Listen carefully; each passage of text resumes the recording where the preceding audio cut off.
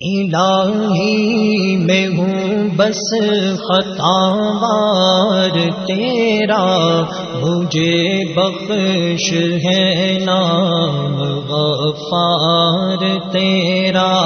الہی میں ہوں بس خطاوار تیرا۔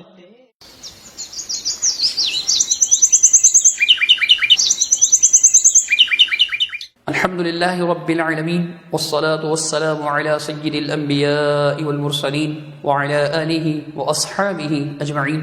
أعوذ بالله السميع العليم من الشيطان الرجيم. بسم الله الرحمن الرحيم.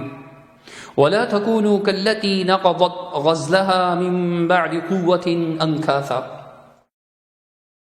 اور اس عورت کی طرح نہ ہو جانا کہ جس نے اپنے سوت کو مضبوطی سے کاٹنے کے بعد ادھیڑ کر ٹکڑے ٹکڑے کر دیا۔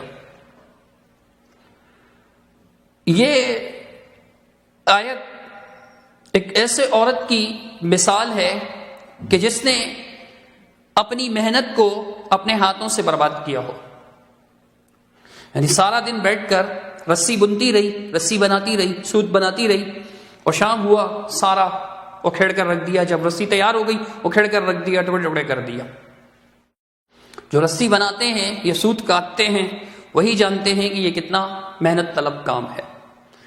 یہ تشبیہ قرآن مجید میں بیان کردہ مثال گھمن صاحب پر اس طرح فٹ آتی ہے کہ ہمیشہ ہی ہر جگہ تقریباً اپنے اکابر کا نام لیتے ہیں کہ جی ہم اکابر کی دفاع کرتے ہیں، ہم اکابر کی جنگ لڑ رہے ہیں، ان کے دفاع کی جنگ لڑ رہے ہیں، اکابر کی بہت زیادہ عظمت ہے ہمارے دلوں میں، اکابر کا احترام کرتے ہیں وغیرہ وغیرہ۔ لیکن اکثر اوقات ایسی حرکت کر جاتے ہیں، ایسی باتیں کہہ جاتے ہیں کہ جس کی زد میں ان کے اکابر ہی آتے ہیں، جن کی چوٹ، ان کے طنز، ان کی تنقید، ان کے طعن یہ جو کرتے ہیں، اس کی زد میں ان کے اپنے اکابر آ جاتے ہیں اور ان کے تیر اور ان کے نشتر کی چوٹ جو ہے وہ ان کے اپنے بڑوں پر فٹ آتی ہے۔ آپ دیکھ لیں گمن صاحب کیا کہہ رہے ہیں۔ ایک لڑکی کی شادی ہوئی اور اپنے وہ سسرال چلی گئی، اتفاق سے وہ لڑکی نئی آئی تھی، اس کی کسی محلے کی لڑکی سے لڑائی ہو گئی۔ جب لڑائی شروع ہوئی تو مخالف لڑکی نے گالی دی، اس نے بھی جواب دیا، پھر گالی اس نے جواب دیا۔ اس لڑکی نے مخالف لڑکی سے کہا تیرے منہ میں سور تنا، کیا کہا؟ تیرے منہ میں، پنجابی سمجھتے نا، تیرے منہ میں خنزیر ڈالوں۔ اس نے کہا تیرے منہ میں بھابھی تنا۔ یہ چپ ہو گئی بیچاری، اس کو جواب تو آیا نہیں، تو واپس آئی تو بڑی شرمندہ، اور ماں نے پوچھا بیٹی تیرا منہ لٹکا ہوا خیر تو ہے؟ اس نے کہا میں ہار گئی ہوں، ہارنے والے کا منہ تو لٹکتا ہی ہے نا۔ اس نے کہا کیوں ہار گئی، خیر صلاح پتہ تو لگے۔ انہوں نے کہا میں نے گال دی ہے تیرے منہ میں خنزیر ڈالوں۔ انہوں نے کہا میں نے کہا تیرے منہ سور تو نہ، وہ نہیں تیرے منہ میں بھابھی تو نہ۔ ماں نے کہا پھر؟ اس نے کہا میں جواب نہیں دے سکی۔ ماں نے کہا کیوں جواب نہیں دیا؟ ساس کہتی ہے، کہتے جواب تب دے دیا مجھے پتا تو نا بھابھی ہے کیا، مجھے پتہ ہی نہیں، میں نے جواب کیا دینا تھا۔ ماں کہتی لے تو یہ تمہیں بھی نہیں پتا، 100 سور اڑاؤ نا تو ایک بھابھی بن جائے۔ تجھے یہ بھی نہیں پتا 100 خنزیر ملاؤ تو ایک بنتا ہے۔ اور سچی بات اس عورت نے بات تو ایسی کی ہے کہ اللہ معاف فرمائے، خنزیر ناپاک تو ہے لیکن بک بک نہیں کرتا۔ خنزیر ناپاک تو ہے لیکن اولیاء کو گالیاں نہیں دیتا۔ جو اولیاء کو بکے خدا کی قسم وہ خنزیر سے بھی بدتر ہے۔ جو اولیاء خدا کے ولیوں کو گالیاں نکالتا ہے، خدا کے ولیوں کی بے ادبی کرتا ہے، وہ تو بہت، خنزیر جتنا بھی گندا ہے اس نے جہنم میں نہیں جانا، موت کے بعد اس کا حساب ہی نہیں ہے۔ اور جو خدا کے اولیاء کو بک بک کرے اور جہنم کا ایندھن بنے، بتاؤ خنزیر سے گندا ہے یا نہیں؟ دو خواتین کی لڑائی کا تذکرہ کرتے ہوئے جناب نے ایک عورت کی زبانی وہابی کی تعریف کروا دی، ڈیفینیشن بتائی، تعریف بتائی کہ وہابی کسے کہتے ہیں، اور اس کا خلاصہ یہی پنجابی اور اردو میں کہ 100 خنزیر ملاؤ ایک وہابی بنتا ہے۔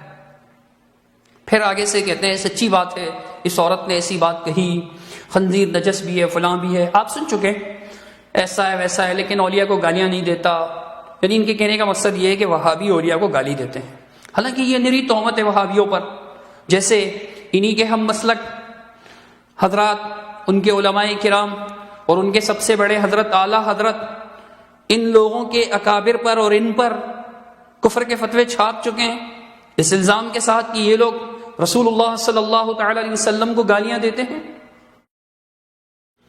تو یہ گھمن صاحب اور ان کی ٹیم کے لوگ یہی اعتراضات باطل طور پر اہل حدیث پر کرتے ہیں کہ جی اب اولیاء کو گالیاں دیتے ہیں.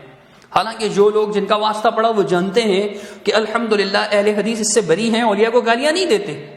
لیکن اب گھمن صاحب کا الزام ہے، اس سے آگے بڑھتے ہیں. انہوں نے یہ جو کہا کہ 100 خنزیر ملاؤ تو ایک سور بنتا ہے، یقیناً یہ طعن ان کا اپنے بزرگوں پر ہے، ہم پر نہیں.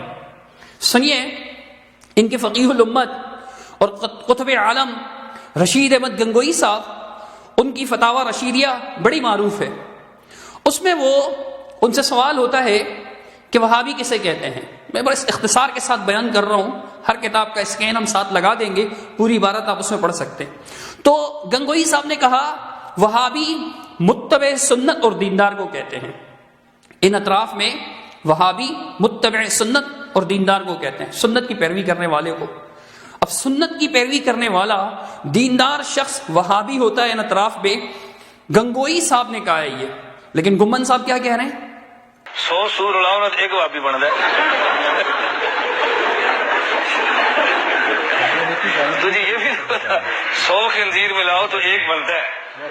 دوسرا حوالہ ان کے حکیم الامت مجدد الملت مولوی اشرف علی تھانوی صاحب، جن کی بہشتی زیور ان کے ہاں بڑی معروف ہے، تقریباً ان کے ہر گھر میں پائی جاتی ہے، خواتین کو دیتے ہیں، مسائل لکھے ہوئے ہیں، بلکہ بعض مدارس میں نصاب کا حصہ پڑھائی جاتی ہے. ان حکیم الامت صاحب اشرف علی تھانوی صاحب کی ملفوظات کئی جلدوں میں شائع ہوئی. اس کی جلد نمبر 2 ملفوظ نمبر 362. اس میں کافی باتیں ہیں. جو ہمارا میجر پوائنٹ ہے وہابی کے بارے میں، اس کے بارے میں کہتے ہیں تھانوی صاحب، میں تو کہا کرتا ہوں اگر میرے پاس 10,000 روپیہ ہو، سب کی تنخواہ کر دوں، پھر دیکھو خود ہی سب وہابی بن جاویں. یہ تھانوی صاحب کہتے ہیں اگر میرے پاس ہوں، یعنی ان کی خواہش تھی 10,000، تو میں لوگوں کو تنخواہ دے کر وہابی بناؤں. حکیم الامت، ان کے حکیم الامت تھانوی صاحب کے نزدیک وہابی اتنی اچھی چیز ہے، وہابی اتنے اچھے لوگ کہ وہ لوگوں کو پیسے دے کر وہابی بنائیں. لیکن گھمن صاحب کیا کہتے ہیں؟ 100 سور اڑاؤ نا ایک وہابی بن جائے. تجھے یہ بھی 100 خنزیر ملاؤ تو ایک بنتا ہے. افسوس گھمن صاحب، سوچئے یہ آپ کس کو کہہ رہے ہیں. تیسرا حوالہ انہی تھانوی صاحب کا اشرف السوا نے ان کے حالات زندگی پر ان کے مرید نے شائع کی. اس کے اندر ان کے کانپور کا تذکرہ کرتے ہیں. جب یہ ابتدا میں تھانہ بھون کے خانقاہ سے پہلے کانپور میں پڑھایا کرتے تھے، کانپور کے مدرسہ میں، وہاں کا تذکرہ کرتے ہیں کہ محلے والوں کا رویہ کیسا تھا اور کیسے تھے تعلقات وغیرہ بیان کرتے ہوئے ضمناً یہ بات کہتے ہیں کہ جی وہاں پہ کچھ خواتین آئیں مسجد میں طلباء کے پاس جلیبیاں لے کر کے ان پہ فاتحہ پڑھ دو. وہ طلباء شریر ہوتے ہیں، فاتحہ پڑھے بغیر انہوں نے جلیبیاں کھا لی. عورتوں کو غصہ آیا، وہ اپنے مردوں کو لے آئیں. بات لڑائی تک پہنچنے والی تھی. ایک طالب علم تھانوی صاحب کے پاس آئے. اختصار کی خاطر میں اس طرح بیان کر رہا ہوں، اسکین لگا ہوا آپ پڑھ لیجئے گا. تو وہ بات ایسے پہنچی، تھانوی صاحب آئے، تھانوی صاحب نے لڑکے کو تھپڑ بھی مارا، ڈانٹا ڈپٹا، معاملہ رفع دفع کروایا، لڑکوں سے پیسے لے کر جلیبیوں کے پیسے ادا کر دیے. اور پھر آخر میں کیا کہا اپنے طلباء کے بارے میں، جس مسجد میں وہ پڑھاتے تھے، جس مدرسے میں وہ پڑھاتے تھے، ان طلباء کے بارے میں، ان کے طلباء تھے تو مارا نا، ان کے بارے میں کہتے ہیں محلے والوں سے بھئی یہاں وہابی رہتے ہیں، یہاں فاتحہ نیاز کے کچھ مت لایا کرو، یہاں فاتحہ نیاز کچھ مت لایا کرو، یہاں وہابی رہتے ہیں. اب وہ وہابی کسے کہہ رہے ہیں؟ اپنے طلباء کو، لیکن دین پڑھنے والوں کو. لیکن گھمن صاحب کس کو کہتے ہیں؟ سن لیجئے. 100 سور اڑاؤ نا ایک وہابی بن جائے. تجھے یہ بھی 100 خنزیر ملاؤ تو ایک بنتا ہے. سوچئے گھمن صاحب، یہ آپ کس کو کہہ رہے ہیں؟ آپ کا یہ طنز آل الحدیث پر نہیں ہے، یہ آپ کس کو کہہ رہے ہیں؟ آپ سوچ لیجئے خود ہی. چوتھا حوالہ ان کے یوسف کاندھیلوی صاحب تبلیغی جماعت کے بزرگ تھے. ان کی حالات زندگی پر سید محمد ثانی حسنی صاحب نے کتاب لکھی، سوانح یوسف کاندھیلوی صاحب. اس کے صفحہ 200 پر حضرت مولانا محمد الیاس صاحب کی جانشینی کا مسئلہ، اس عنوان کے تحت یہ بات بیان کرتے ہیں کہ جب ان کے بیماری کے ایام تھے، ان کے بعض بزرگ جیسے منظور نعمانی صاحب، علی میاں ندوی صاحب اور زکریا کاندھلوی صاحب یہ سب بیٹھ کر آپس میں مشورہ کر رہے تھے، تو محمد ثانی صاحب جو ہیں کہتے ہیں کہ میں انہیں منظور نعمانی صاحب کے الفاظ میں نقل کر رہا ہوں، ان کے الفاظ ملاحظہ فرمائیں۔ وہ لمبا مشورہ ہے ان کا، اس میں ایک مقام پر آ کر نعمانی صاحب فرماتے ہیں، اور یہ منظور نعمانی صاحب کون ہیں؟ جن کی معارف الحدیث بڑی معروف ہے، اور علماء دیوبند ان کو فخر المحدثین والمتکلمین مناظر اسلام ان القابات سے یاد کرتے ہیں، بڑے معروف ہیں۔ اب یہ اپنے بارے میں کہہ رہے ہیں، کہتے ہیں اور ہم خود اپنے بارے میں بھی صفائی سے عرض کرتے ہیں کہ ہم بڑے سخت وہابی ہیں۔ یہ منظور نعمانی صاحب کہہ رہے ہیں، جن کو علماء دیوبند رئیس المحققین والمتکلمین مناظر اسلام قرار دیتے ہیں۔ وہ کہہ رہے ہیں کہ ہم اپنے بارے میں بھی صفائی سے عرض کرتے ہیں کہ ہم بڑے سخت وہابی ہیں، صفحہ نمبر 202 پر لکھا ہوا ہے، یعنی اقراری وہابی ہیں۔ لیکن گھمن صاحب کیا کہتے ہیں؟ 100 سور اڑاؤ نا ایک وہابی بن ہے۔ تو جی یہ بھی 100 خنزیر ملاؤ تو ایک بنتا ہے۔ سوچ لیجئے گھمن صاحب، یہ آپ کس کو کہہ رہے ہیں؟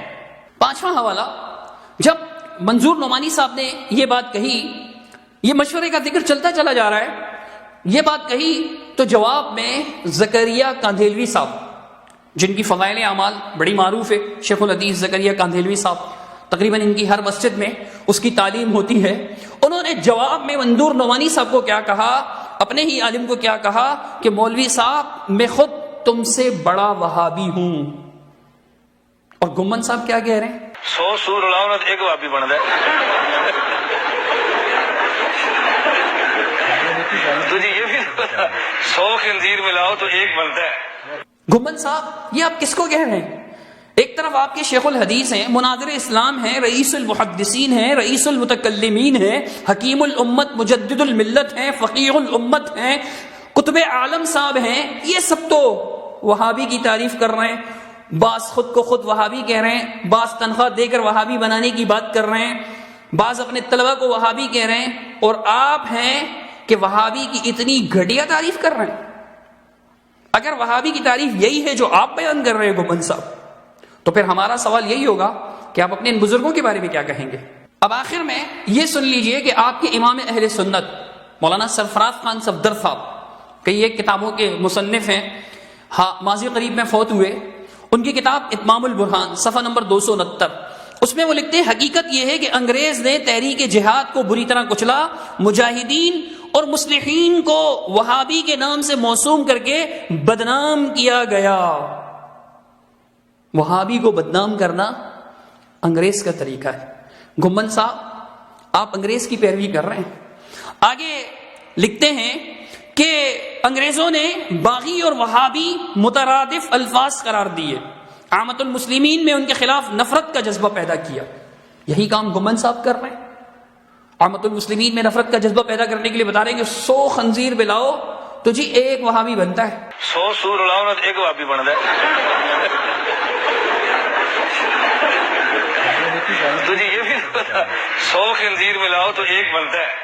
مخالفت نہیں کی، عورتوں کی لڑائی جو یہ سنتے رہے یا کہیں سے انہوں نے سنا ان کی تردید نہیں کی، بلکہ آگے سے سچی باتیں کہہ کر مزید اس پر مسالہ چھڑکنے کی کوشش کی، اس کو صحیح ثابت کرنے کی کوشش کی۔